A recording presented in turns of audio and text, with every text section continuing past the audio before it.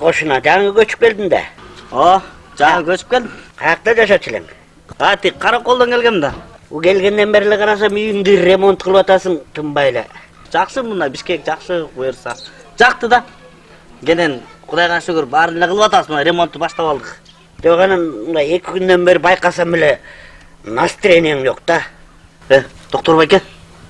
Бул үйдө таң алыш эле бир нерсе болуп атат да. Таң алып атам.